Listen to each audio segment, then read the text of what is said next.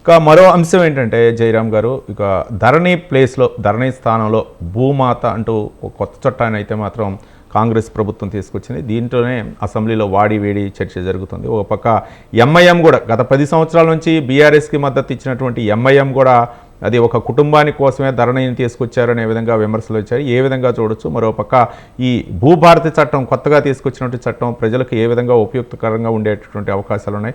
ముఖ్యంగా పేద ప్రజలు, భూములు ఉన్నటువంటి అది చిన్న సన్నకారు రైతులు చాలామంది కూడా ఈ యొక్క ధరణి పోర్టల్ అవ్వచ్చు, లేకపోతే ఏదైనా సరే ఈ సాంకేతిక పరిజ్ఞానం తీసుకొచ్చి ప్రజలకు చేరువలో చేస్తున్నామని చెప్పేసినటువంటి ప్రభుత్వాలు వాటి వల్లనే వాళ్ళకి ఒక ఈ వాటిని ఏమంటారు ఉరితాళ్ళుగా తయారవుతున్నాయి. చాలామంది ఆత్మహత్యలు కూడా చేసుకుంటున్నారు. దీని ఏ విధంగా చూడొచ్చు అంటారు జయరామ్ గారు? రవి, దీంట్లో మనము అబ్జర్వ్ చేయాల్సింది ఏంటంటే భూమి అనేది ఒక నిరుపేదకు అది మణిహారం లాంటిది. అది చాలా కీలకమైంది. తనకు రెస్పెక్ట్ సంబంధించిన విషయము. భూమితోనే తనకు అనేక అవకాశాలు, అనేక ఆసరా కూడా ఉంటుంది. ఒకటి, మనం పెళ్లిళ్ళు చేయాలనుకున్నా కూడా నీకు ఎంత ఆస్తి ఉన్నదానికంటే ముందు భూమి ఎంత ఉంది, నీకు ఎన్ని అంతస్తు ఉన్నదానికంటే ముందు భూమి ఎంత ఉంది, నీకు ఎంత చదువు అనే దానికంటే ముందు భూమి ఎంత ఉంది అనేది సహజంగా అడుగుతారు కూడా. ఇది గతం నుంచి ఉంటుంది. కానీ అదే భూమి మీద కూడా ఇది రెస్పెక్ట్ తో సంబంధించిందే కాకుండా ఆత్మగౌరవానికి సంబంధించింది కూడా అనే విషయాన్ని మనం అర్థం చేసుకోవాలి. భూమి అనేది దాంతో పాటు వచ్చేసి భూమి, ఇది ఎందుకు నేను చెప్తున్నంటే, భూమి కోసం అనేక పోరాటాలు జరిగినాయి 1940 నుంచి.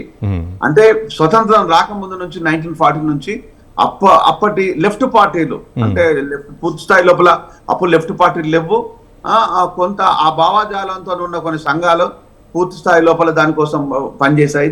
ఆ విధంగానే వచ్చేసింది మనకు సిపిఐ, సిపిఎం అవతరించింది, లెఫ్ట్ పార్టీగా అవతరించేసి అప్పుడు దున్నేవాడికి భూమి కావాలి అనే అంశానితో పాటు ఇక సాయుధ రైతాంగ పోరాటం నుంచి వచ్చిన ఈ పార్టీలు అని చెప్పొచ్చు. అంటే సాయుధ రైతాంగ పోరాటం అనేది భూమి కోసం, దున్నేవాడికే భూమి కావాలి.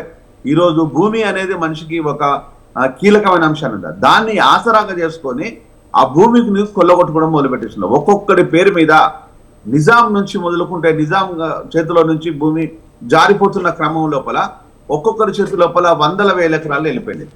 విపరీతంగా దారి దోపిడి లాగా మారిపోయింది. అంటే ఈ రోజు ఆ భూమి అంతా ఎవరి చేతిలో పోయింది, మిగులు భూములన్నీ ఎక్కడ పోయినాయి? ఇంకొకటి దీంతో మాట్లాడుకోవాలి. మన దగ్గర ఉన్న మిగులు భూములు 1,28,00,000 ఎకరాల మిగులు భూములు ఉన్నాయి. మరి 1,28,00,000 ఎకరాల మిగులు భూములు ఇప్పుడు ఎవరి జేబులో పోయింది? ఆ దొంగలు ఎవరన్న విషయాన్ని కక్కించే బాధ్యత ప్రభుత్వాల మీద ఉంది. కానీ ఇక్కడ ప్రభుత్వాల లోపల ఉండే కొంతమంది నాయకులు భూ బకాసురులుగా మారేసి ఎవడైతే రాజకీయ అవతారం ఎత్తిండో, రాజకీయ నాయకులు అనుకోని పార్టీల కండవాలు కప్పుకొని పేద ప్రజల భూములు లాక్కొని నిర్దాక్షిణంగా బెదిరించి భూములు అమ్మిపించుకొని తక్కువ ధరకు, ఇంకా చెప్పాలంటే అగ్వ ధరకు భూములు లాగేసుకొని వాళ్ళను రోడ్డున పడేసిన దాఖలాలు అనేక మంది రాజకీయ నాయకుల చరిత్రలో ఉన్నది. దాన్ని ఈ రాజకీయ వ్యవస్థ సిగ్గుపడాలి.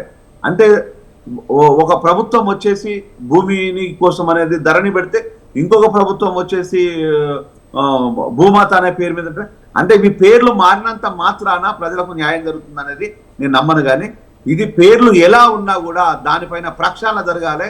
రాజకీయ నాయకులు ఒక్కొక్కడు చేసే భూ దందా ఎవరైతే ఉన్నాడో ఆ దందాను కనుక పులి స్టాప్ పెట్టగలిగే దమ్ము రేవంత్కు ఉందా అనేది ఇక్కడ ప్రధానమైన ప్రశ్న. రేవంత్ మీదే అనేక ఆరోపణలు భూముల గురించి వస్తుంటది.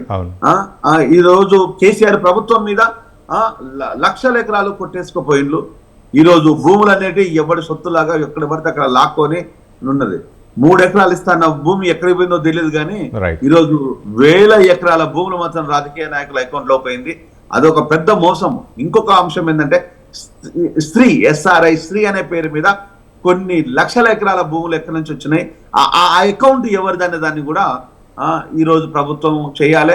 వీళ్ళకి చాలగాకపోతే ఇది ఏసీబీకి అప్పగించాలి. దీన్ని పూర్తి స్థాయి లోపల ఎంక్వైరీ చేయాలి. ఈ భూములు ఈ రోజు నిరుపేదలకు చాలా తలమానికం లాంటిది. దాన్ని కూడా నిన్న కాక మొన్న లఘుచర్లో జరిగిన అంశము, భూమి మీద జరుగుతున్న అంశమే, ఈరోజు ప్రపంచం మొత్తం దాన్ని నిలిపిపోయి చూసింది. దాని గురించి మనం మాట్లాడాము. అక్కడ ఎస్టీల భూములు లాక్కునే ప్రయత్నం జరిగింది.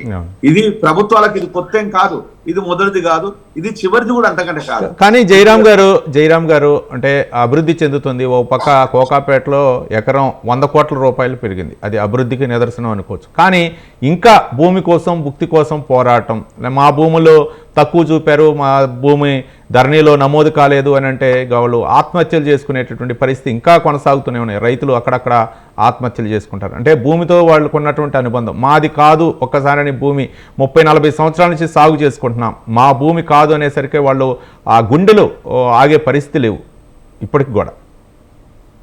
రైతులు ఇప్పుడు చిన్నకారు సన్నకారు రైతులు భూమిని బిడ్డలాగా కాకుండా తల్లిలాగా చూసుకుంటారు. ఎందుకంటే అన్నం పెడుతుంటది కాబట్టి, ఆదరిస్తుంది కాబట్టి, ఆత్మగౌరవాన్ని కాపాడుతుంది కాబట్టి.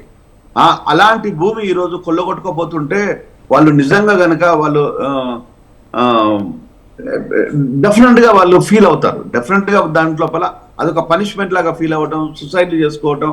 ఈ రోజు ఇంకొక అంశం, ఇంకో కొంచెం అడుగు ముందుకేస్తే మీకు అర్బన్ ఏరియాలకు పోతే రిలేషన్లకు కూడా విలువ లేకుండా భూముల కోసం హత్యలు జరిగిన దాఖలాలు అనేకం ఉన్నాయి. అది 1990s లోపల 1990 I mean exactly I'm sure 1994 exactly అనుకుంటున్నాను, ఇయర్ అయితే ఐఎమ్ షూర్. ఒక బామర్దులు సరూర్ నగర్ పోలీస్ స్టేషన్ ముందు భూ తగాదాల లోపల బామర్ది రివాల్వర్ తో కాల్చి చంపేసిండు. అది మొదటి హత్య నేను చూస్తుంది, నాకు తెలిసినంత వరకు నేను చూస్తుండగా. ఇక భూముల గురించి అయితే చెప్పాల్సిన పని లేదుగా, బయట ఊర్లలో జరుగుతున్న ఇక అత్యుత్యాలు లేవు. అంటే ఒకటి మాత్రము నేను ఇదే కాంగ్రెస్ పార్టీ గురించి ఒకటి సగౌరవంగా చెప్పాల్సింది, అప్రిషియేట్ చేయాల్సింది ఏంటంటే, మాన్యశ్రీ పివి నరసింహారావు గారు తన భూమి సీలింగ్ యాక్ట్ కింద అప్పటి ఇందిరాగాంధీ గారు చట్టం పట్టుకొస్తే 400 ఎకరాలను ప్రభుత్వానికి తను హ్యాండ్ ఓవర్ చేసిన దాఖలాలు నిజంగా అప్రిషియేట్ చేయొచ్చు. అప్పుడు తనకు ఒక రెస్పెక్ట్. సో నిజంగా పివి గారికి ఇన్ని 100 ఎకరాలు ఉన్నాయా అనేది, ఎందుకంటే జనరల్ గా కరణాలు ఇక్కడ తెలంగాణ లోపల పటవారి వ్యవస్థ ఉన్నప్పుడు భూములు ఎవరు ఎట్లా పడతారు అట్లా రాసుకున్నారు. దాన్ని ఎన్టీఆర్ గారు కూడా ఆ సిద్ధాంతాన్ని మార్చి ఎంఆర్ఓ వ్యవస్థను తీసుకొచ్చేసారు. సో దాన్ని ఇందులో మోసం జరుగుతున్నారు. కానీ జయరాం గారు అప్పుడు ఇచ్చారు, ఇప్పుడు దోచుకుంటున్నారు. అప్పుడు ఒక్కడే ఇచ్చిండు. మనం గుర్తుపెట్టుకోవాల్సింది అంటే ఇచ్చింది ఒక్కడే, ఒక పివి నరసింహారావు ఒక్కడే. కానీ మిగతా దొంగలంతా చాలా మంది దొంగలు ఉన్నారు. ఒక్కొక్కడు గజం భూమి లేకుండా గుడిసెలేసి కూడా దోసుకుపోయిన వాళ్ళు చాలా మంది ఉన్నారు. భూమిని ఏ విధంగా మోసం చేయాలో, ఎన్ని రకాలుగా మోసం చేయాలో, ఎన్ని విధాలుగా ప్రజల్ని దెబ్బ కొట్టాలో అన్ని విధాలుగా భూమి కోసం మోసం చేస్తూనే ఉన్నారు, చేస్తూనే ఉంటారు కూడా. దీన్ని ప్రజలు అలర్ట్ గా ఉండాలి. ప్రభుత్వాలకు నిజంగా నీతి ఉంటే దీన్ని ప్రక్షాళన చేయాలని కోరుకుంటాను.